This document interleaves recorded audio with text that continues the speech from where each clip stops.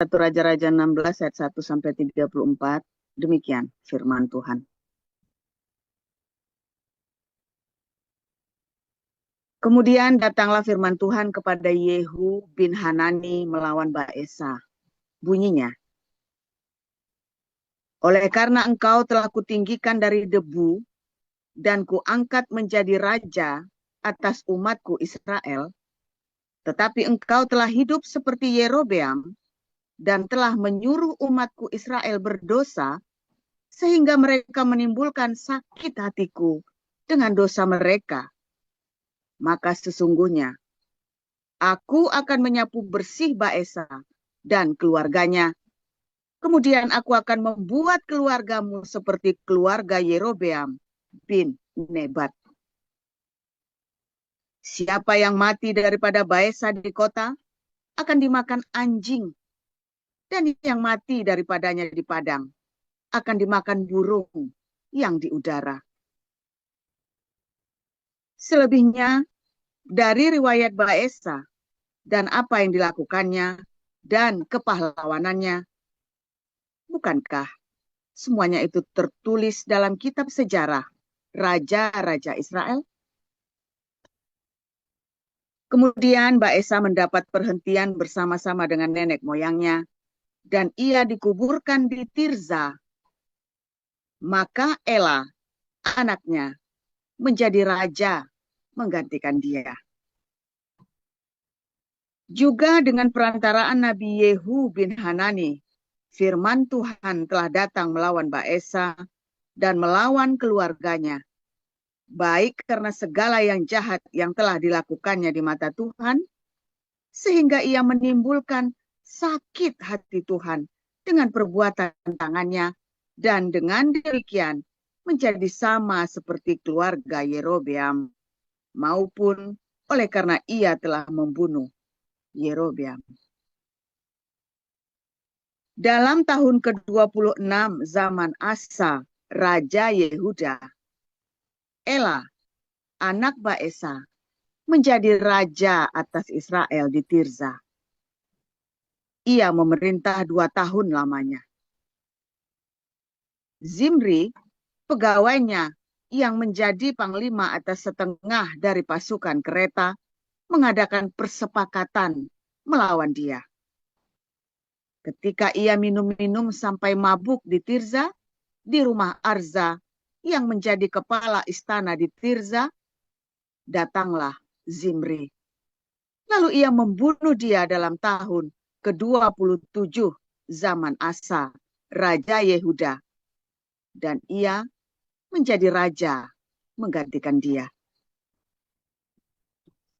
Pada waktu ia menjadi raja itu, segera sesudah ia duduk di atas tahtanya, ia membunuh seluruh keluarga Baesa.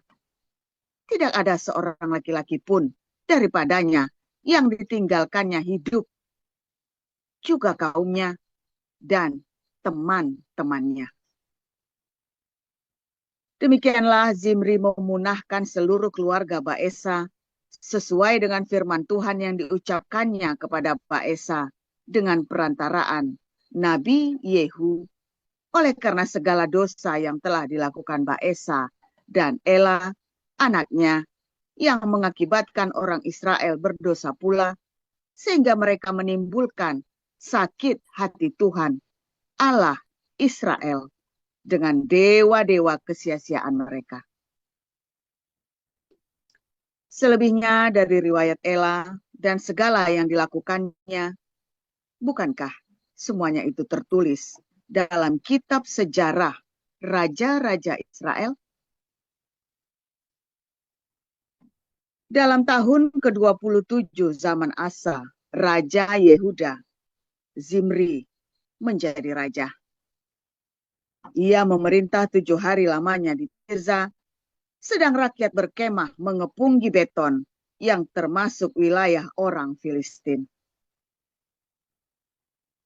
Setelah rakyat yang berkemah itu mendengar orang mengatakan, Zimri telah mengadakan persepakatan, dan ia pun telah membunuh raja. Maka pada hari itu juga di tempat perkemahan, seluruh Israel menobatkan Omri, panglima tentara, menjadi raja atas Israel. Kemudian Omri dengan seluruh Israel maju dari Gibeton dan mereka mengepung Tirza. Segera sesudah Zimri melihat bahwa kota itu telah direbut, masuklah ia ke dalam puri istana raja, lalu membakar istana raja itu. Sedang ia sendiri ada di dalamnya, dan ia mati. Oleh karena dosa-dosa yang telah dilakukannya dengan melakukan apa yang jahat di mata Tuhan, serta hidup menurut tingkah laku Yerobeam dan menurut dosa Yerobeam yang mengakibatkan orang Israel berdosa pula. Selebihnya dari riwayat Zimri dan persepakatan yang diadakannya, bukankah semuanya itu tertulis dalam kitab sejarah raja-raja Israel? Pada waktu itu bangsa Israel terbagi dua. Sebagian dari bangsa itu mengikuti Tibni bin Ginat dan bermaksud mengangkat dia menjadi raja. Dan sebagian lagi mengikuti Omri. Tetapi rakyat yang mengikuti Omri lebih kuat daripada rakyat yang mengikuti Tibni bin Ginat. Sesudah Tibni mati, maka Omri menjadi raja. Dalam tahun ke-31 zaman Asa, Raja Yehuda, Omri menjadi raja atas Israel. Dan ia memerintah 12 tahun lamanya. Di Tirza, ia memerintah 6 tahun lamanya. Kemudian ia membeli gunung Samaria daripada Semer dengan 2 talenta perak. Ia mendirikan suatu kota di gunung itu dan menamainya Samaria menurut nama Semer, pemilik gunung itu. Omri melakukan apa yang jahat di mata Tuhan. Dan ia melakukan kejahatan lebih daripada segala orang yang mendahulunya.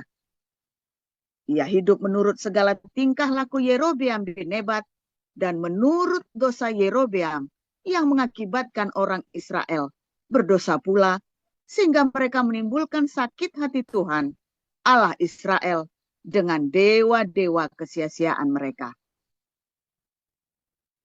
Selebihnya dari riwayat Omri, apa yang dilakukannya dan kepahlawanannya, bukankah semuanya itu tertulis dalam kitab sejarah raja-raja Israel? Kemudian Omri mendapat perhentian bersama-sama dengan nenek moyangnya.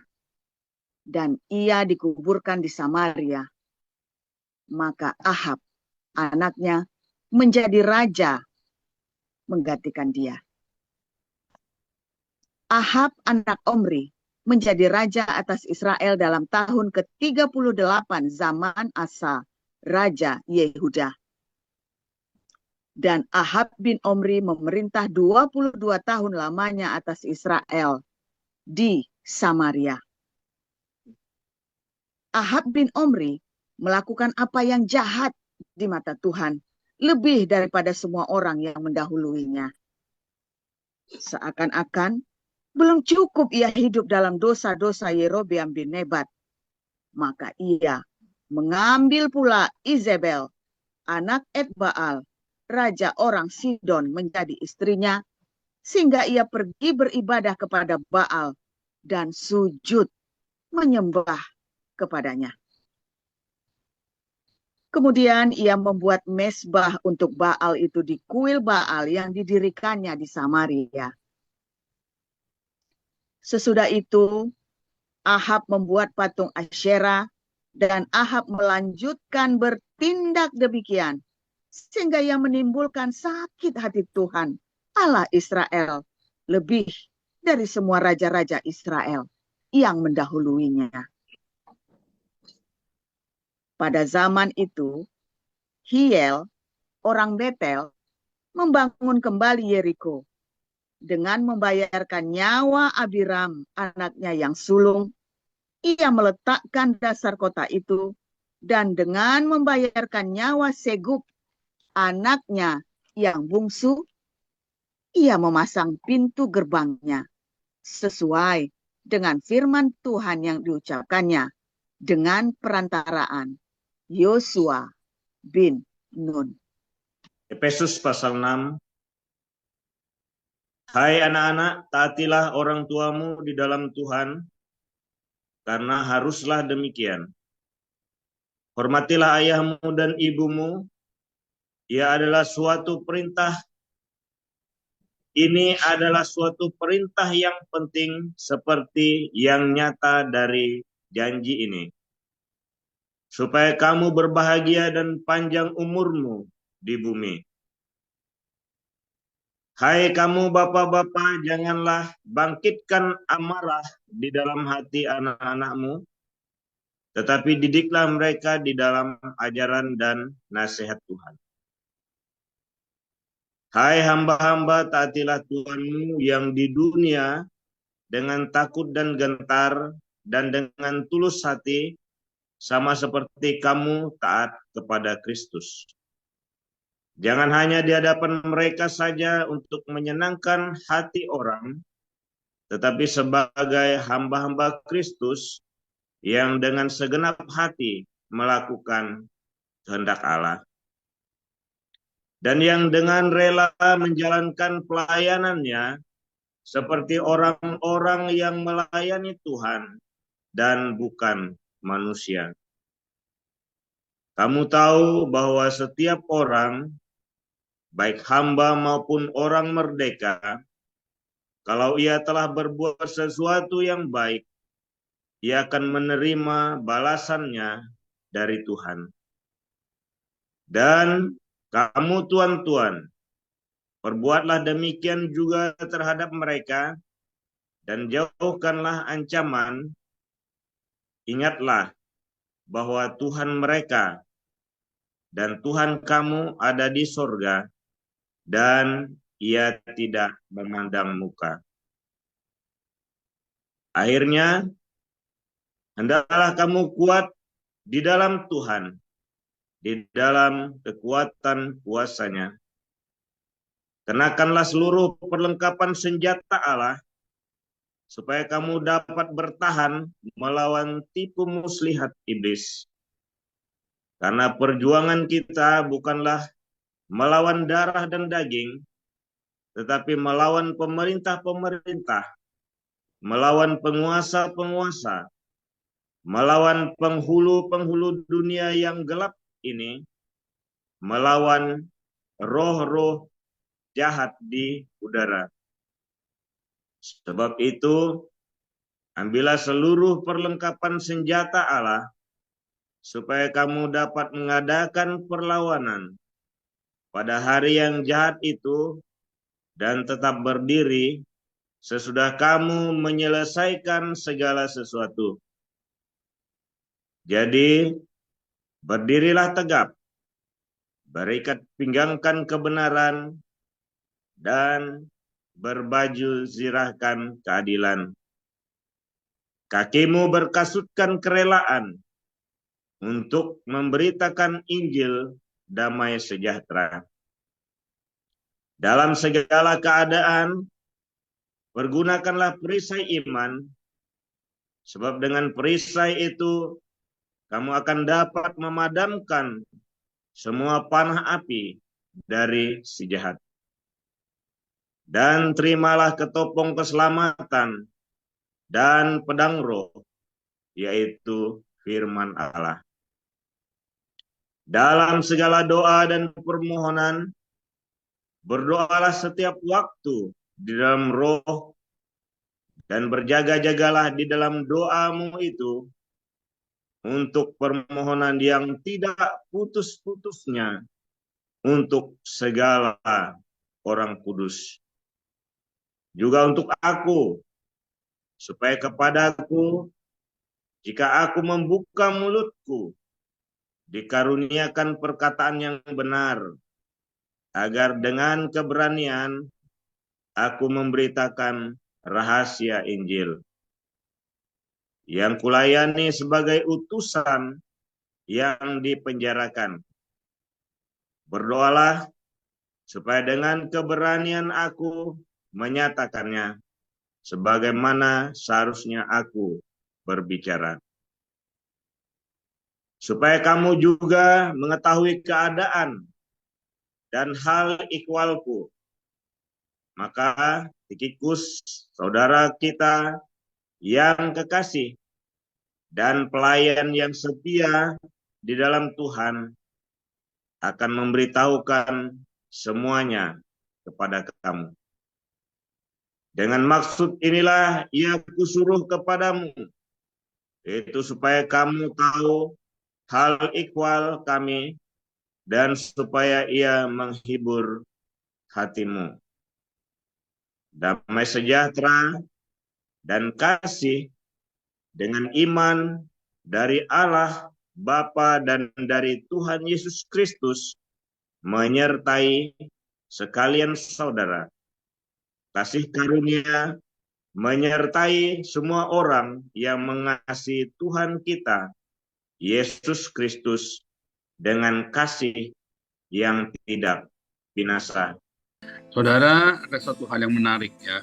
Hal yang menarik ketika kita bicara tentang peperangan rohani, saudara ya. Peperangan rohani, wah orang karismatik itu paling demen itu ya kalau ada cerita. Dan begitu kan. Kalau cerita peperangan rohani itu orang karismatik dikit-dikit itu kita peperangan rohani gitu. Peperangan rohani. Saya ketemu siapa saja di ini, kalau ex di gereja karismatik di Belanda juga sama ya. Peperangan rohani. Tahu nggak yang kamu bicarakan peperangan rohani itu apa? Ya, sini kali kalau kita makanya ikut kelas profetik ya, kita itu ada kelas profetik itu diajarin tuh nanti itu ya. Nah sebenarnya kita ngapain sih ya di kelas profetik itu ya, tentang roh-roh itu apa yang harus ditengking ya. Kalau kamu ikutin kelas profetik, saya buka rahasianya semuanya, saudara ya. Nah banyak orang salah mengerti tentang peperangan rohani ya. Terus dia bawa pedang-pedangan, waduh dia bawa minyak dicemprot-cemprot, aduh nggak bakal menang kamu, saudara, percaya saya. Kalau kamu ikuti cara saya pasti menang. Nah ikutin nggak, masalahnya kamu ngikutin cara saya, kamu cuma ikut-ikutan lata tanpa ngerti. Kalau kamu ikut-ikutan juga nggak bakal menang. Kamu kudu ngerti mengapa. Mengapa aku udah mengerti mengapa, nanti kamu menang dalam peperangan rohani itu. Di dalam nama Tuhan Yesus, nggak bisa harus pakai nama Yesus masalahnya. Saya lupa ya, kelas profetik berarti bukan kurang 2 kali, saudara, tapi kurang 3 kali. Karena yang terakhir saya mau tambahkan materi khusus ya, di kelas profetik ini hari Jumat, besok kita bicara tentang ya, nubuatan. Terus Jumat depan kita bicara tentang berkat dan kutuk. Tapi yang terakhir kita akan bicara tentang peperangan rohani ya. Yang ikut kelas profetik nanti ya, saya lupa tuh ya tambahan. Saya selalu ditanya tentang peperangan rohani. Nah, saya kasih sedikit, saudara ya, bocoran. Saudara, di kisah 1 Raja-Raja 16, ya, tadi ada disebutkan 2 nama ya, Samaria dan Yeriko, saudara. Ya, Samaria dan Yeriko. 2 kota ini adalah kota yang terkutuk, saudara ya, Samaria dan Yeriko. Ya, simbol dari penyembahan berhala dan perpecahan, saudara ya. Simbol dari berhala dan perpecahan. Kalau Anda lihat raja-raja Yehuda, lurus saudara generasinya. Kalau Raja Samaria, kalau nggak salah ada 3 kali ganti dinasti, 3 atau 4 kali ganti dinasti itu, saudara. Saya lupa itu ya. Jadi itu bolak-balik ganti, kemudian dibunuh sama orang lain, ya, sehingga orang-orang Israel itu terpecah. Ya, di Samaria itu ya, kan Samaria itu kan namanya kan. Samaria itu adalah kota gading, ya, kota gading dengan segala kemewahan paganisme, saudara ya. Itu adalah Yeriko, ya, stronghold. Yeriko itu adalah lambang dari stronghold, kebekuan, ya. Nah, 2 kota ini, yang satu di the ancient father of Israel, kamu harus masuk membongkar stronghold itu, saudara. Membongkar, masuk supaya kamu bisa masuk ke tanah perjanjian. Nah, itulah Yeriko. Makanya tadi ya, dikutuk, nggak boleh membangun stronghold. Kamu tidak boleh membangun kubu-kubu. Nanti kalau Anda baca lagi dalam 2 Korintus 10, 2 Korintus 11 ya, aku mematahkan kubu-kubu yang dibangun oleh keangkuhan hidup manusia. Coba ada yang bisa tolong tampilkan, saudara, kubu-kubu yang dibangun keangkuhan manusia. Di 2 Korintus, bentar ya, keangkuhan, kubu keangkuhan, coba ya. Ada 2 Korintus 10 ayat 5, saudara. Kami, tolong tampilkan ayatnya, yang bisa bantu. Kami mematahkan setiap siasat orang dan merubuhkan setiap kubu yang dibangun oleh keangkuhan manusia untuk menentang pengenalan akan Allah. Kami menawan segala pikiran dan menaklukkannya kepada Kristus. Inilah peperangan rohani. Mana bisa ditampilkan nggak ayatnya nih, sampai yang bisa bantu nih? Wing, sampai tadi yang share screen ini. Wah, ada tidur nih orang yang share screen. 2 Korintus 10 ayat yang kelima ya. 2 Korintus 10 ayat 5 mana nih? Anda bisa bantu share screen nggak nih? Karena saya mana nih? Halo.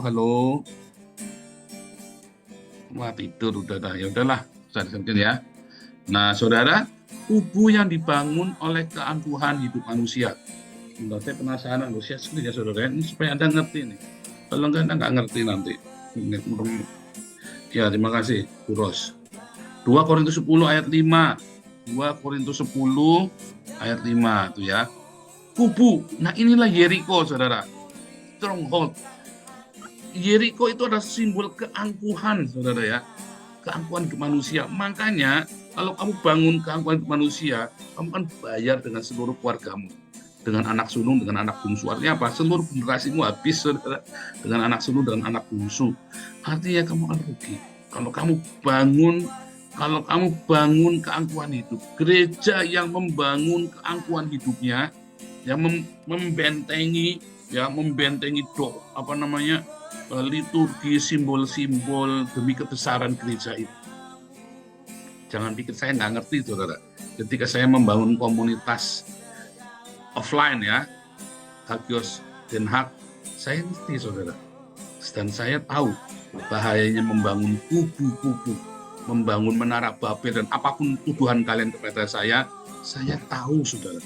Dan saya nggak ngerti, dan kalian nggak usah sok ngajarin saya, ya. Karena saya tahu apa itu kubu-kubu yang dibangun keangkuhan manusia, sehingga orang tidak datang pada Tuhan, tapi datang kepada gereja, datang kepada organisasi gereja, kepada kebesaran nama seseorang. Ya, itulah ya, kubu-kubu itulah Jericho, saudara. Lalu apakah itu Samaria? Terima kasih ya, Ros. Di ayat 24 tadi disebutkan Samaria. Ya, apa itu Samaria? Samaria itu adalah simbol kemewahan dari gereja, saudara. Kemewahan gaya hidup dari pendeta dan gereja. Satu, kubu stronghold. Yang kedua, menara gading. Bukan menara Babel, menara gading. Ketika kalian pengen hidup mewah, ketika kalian pengen ya hidup dalam luxurious ya, itulah sebabnya komunitas kita sederhana, simple, saudara ya, simple. Kita banyak kasih makan. Itu prioritas kita. Ya, saya selalu mengencourage Anda untuk hidup di dalam kesederhanaan, di dalam kesederhanaan. Walaupun kamu sanggup beli barang mewah, nggak usah. Barang yang sederhana. Bagus itu tidak selalu mahal. Ya, walaupun barang bagus ya ada harganya, tapi jangan beli barang-barang mewah. Saudara ya, utamakan hidup sederhana. Bukan pelit ya, sederhana. Memadankan diri. Nggak usah ngoyo. Hidup sederhana. Sak goblok-gobloknya kamu ngatur keuangan. Kalau kamu hidup sederhana, kamu akan cukup, saudara. Sak goblok-gobloknya kamu ngatur uang. Kan ada orang yang tidak pandai megang uang ya, ada orang yang tidak pandai mengatur keuangan. Saya termasuk orang yang tidak pandai mengatur keuangan, saudara ya. Karena dari kecil nggak pernah pegang uang saya. Jadi orang tua ajari anakmu pegang uang ya. Orang tua kalau kamu mampu, kalau kamu punya uang lebih, ya, kamu kasih anakmu, kasih nih, misalnya kasih 100.000 satu minggu, kamu kelola atau terserah, kamu kelola. Lihat, diajari nabung, diajari berdiakonia sendiri. Ya, diajari nabung, diajari beli barang-barang dia sendiri. Kalau kamu punya lebih, ajari anakmu, saudara. Itu adalah ilmu, ya. Bukan diajari pelit, diajari mengelola uang. Bukan diajari pelit, saudara. Bukan diajari foya-foya juga, bukan diajari pelit-pelit juga, bukan diajari foya-foya. Mengelola uang itu. Untung rugi, kalau kamu beli ini, kamu nggak bisa beli itu. Ajari, saudara, ya. Ajari anak-anak saya, karena kita ada tunjangan dari pemerintah, ya. Maka uangnya tak kasih, langsung tak transfer. Kalau kamu beli ini, kamu nggak bisa beli itu. Oh, beli. Kamu kalau beli ini, kamu nggak bisa beli laptop. Laptop udah rusak. Dan kita nggak mungkin minta-minta sama orang. Dan nggak mungkin beli bekas terus. Yang lama-lama kan kita beli bekas. Dari dulu ya, laptop itu selalu beli bekas, ya karena rusak, ya. Jadi kalau kamu beli belanja-belanja terus, beli sepatu bolak-balik beli. Pertama dia kaget, nggak beli, teman-teman sepatunya banyak. Kamu sepatu 3 saja cukup. 3, karena 1 untuk winter, ya. 1 untuk winter kan beda sama sepatu untuk olahraga. Sepatu sama sepatu harian tiap hari. Sepatu 3 itu cukup. Kalau kita di Eropa nggak mau pakai sepatu winter terus panas, saudara, ya. Jadi sepatu yang simple, ada sepatu yang buat olahraga, ada sepatu yang buat winter. Punya 4, kadang-kadang sepatu yang buat ke gereja, ya, yang khusus buat ke gereja misalnya. Rata-rata orang sini punya, tapi teman-temannya punya sepatu sampai 10, saudara. Nggak perlu kamu sepatu sebanyak itu, buang. Belajar buang. Nah, itu ya. Balik lagi, ya. Ada Yeriko, sebentar, ini jam 8 nih. Ada Yeriko, ada Samaria. Itulah peperangan rohani. Ya, itulah, kalau Anda lihat tadi, ya, raja-raja itu kan saling berperang satu sama lain. Ketika, ya, mengapa gereja itu pecah, saudara? Atau mengapa, ya, gereja yang hidupnya mewah, pendeta-pendetanya pasti sering pecah. Pecah itu kalau mengundurkan diri beda, ya. Dan gereja selalu pecah gara-gara apa, saudara? Rata-rata uang. Karena pendeta-pendetanya ingin hidup mewah. Aku ya pengen dapat loh, ya. Aku ya pengen dapat jatah. Ya kan? Coba kalau semua pendetanya mengutamakan hidup sederhana. Kalau semua otak itu hidup sederhana, itu harus menjadi doktrin yang membentengi kepalamu, saudara. Itu harus menjadi doktrin yang membentengi kepalamu, hidup sederhana. Setiap pagi kamu bangun, otak kamu sampai hidup sederhana. Pakaian yang sederhana, ya. Hiasan, pernik-pernik yang sederhana. Hidup yang sederhana, saudara. Nanti kamu bahagia, ya. Jangan membangun kubu-kubu doktrin untuk menyembunyikan hawa nafsumu, saudara. Itulah yang dibangun di Yeriko. Makanya harus dimusnahkan Yeriko dan seluruh isinya. Basmi, nggak boleh ada yang hidup. Tidak boleh ada hawa nafsu dan hedonisme tersisa dari hidupmu, saudara. Itu benar-benar harus dihabiskan, saudara. Loh, jangan ngomong saya sudah, kita semua terus dalam proses. Karena itu sangat menggoda. Tapi kalau kamu sudah terbiasa hidup sederhana, kamu nggak kepengen barang mewah. Tapi kalau kamu nggak punya barang mewah gara-gara kamu miskin, begitu kamu ada kesempatan, kamu kan delocoh, saudara. Tapi kalau kamu walaupun punya, segini saja takaran hidupnya. Maka ketika kamu diberkati luar biasa, ya kamu segitu saja. Nggak kepengen. Ya, beneran, itu adalah kebiasaan. Kamu nggak bisa ujuk-ujuk langsung jadi orang yang hidup sederhana, hidup suci, hidup nggak ada, saudara. Itu semua proses dari kebiasaan hidupmu. Makanya stronghold-nya itu harus diruntuhkan dulu. Apa yang menjadi stronghold dalam hidupmu? Ya kan? Keangkuhan hidupmu itu apa? Uangkah? Darah birukah? Apa yang menjadi stronghold-nya kamu? Yang menyembunyikan, yang kamu buat kemegahanmu itu, saudara. Ya kan? Itu harus diruntuhkan. Tiap hari, saudara. Tiap hari. Aku meruntuhkan kubu-kubu yang dibangun oleh keangkuhan. Apa yang menjadi keangkuhan hidupmu? Sekolahmu kah? Studimu kah? Gelarmu? Keningratanmu? Itu menjadi stronghold kamu mengenal Tuhan, saudara. Itu harus diruntuhkan. Dan yang kedua tadi, ya, kemewahan. Kamu ingin hidup mewah. Apa yang menjadi keinginan? Semua, ya, keinginan hidup mewah itu juga harus dihancurkan. Ya, hati-hati, saudara, ya. Makanya peperangan rohani itu diawali dari meruntuhkan tembok Yeriko dan mengalahkan Samaria, saudara. Ya, Samaria tadi artinya harusnya itu bagus ya, penjaga, guardians, reservoir. Tetapi pada kenyataannya Samaria itu tempat di mana ya, di mana dosa itu luar biasa, saudara. Kemewahan paganisme, hedonisme itu semua di sana. Penyembahan berhala dari sana. Kalau Yerusalem, ya, di mana para nabi dibunuh ya, saudara ya. Bait suci itu simbol agamawi, saudara ya. Makanya diruntuhkan juga loh, saudara nama Tuhan ya. Bait suci 2 kali. Artinya semua ritual-ritual keagamaan itu harus diruntuhkan. Itu mulai dari peperangan rohani, saudara. Kamu jangan berpikir peperangan rohani itu kamu ngacung-ngacungin pedang-pedangan beli di pasar. Ya, sambil percik-percik minyak sayur atau percik-percik minyak baby oil ya, mendingan lah pakai minyak zaitun beli di Israel, saudara ya. Tapi kan bodoh kamu percik-percikin begitu, saudara. Enggak seperti itu. Di zaman perjanjian baru kita masuk dalam realita, ya, realita.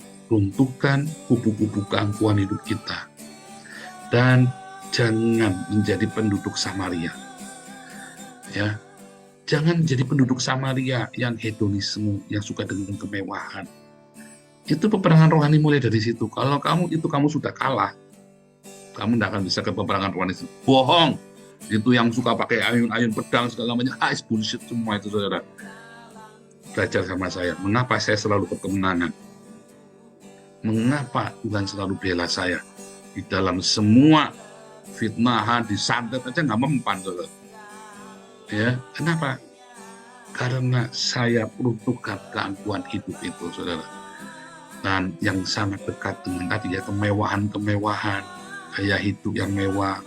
Ya, kita singkirkan dari keluarga, saya bilang nggak usah mewah-mewah, hidup sederhana. Ya, kita aja pakai mobil tua tahun 2009, saudara ya, masih bagus. Ya, yang penting mogok, kemarin mogok yang masuk bengkel 3 minggu. Ya, kita hidup sederhana, mau ganti janganlah ini saja ya, eman-eman karena mobilnya bagus, kuat ya, mobilnya bandel. Kalau kita ganti baru nggak cocok, saudara ya, 18.000 euro harganya. Buat apa? Mobil yang ini aja bagus. Itu contoh ya, saudara ya. Nah, sebetulnya nggak perlu mobil juga kalau kita ada pelayanan, cuman kalau di Eropa memang naik kereta 200 euro sehari. Kalau berempat, kalau saya naik mobil cuma 50 euro, saudara. Jadi tetap lebih murah. Ya, saudara, ingat, saudara, keangkuhan hidupmu, apa yang menjadi keangkuhan hidupmu, apa yang ya, dan kemewahan hidupmu. Jangan tinggal di dalam kemewahan, jangan tinggal di Samaria, tinggal di Yerusalem. Tapi hati-hati, jangan sampai bait suci itu mengungkung Tuhan sehingga kamu terjebak di dalam simbol dan ritual agama. Ya, ingat-ingat itu awal dari peperangan rohani. Tuhan Yesus memberkati.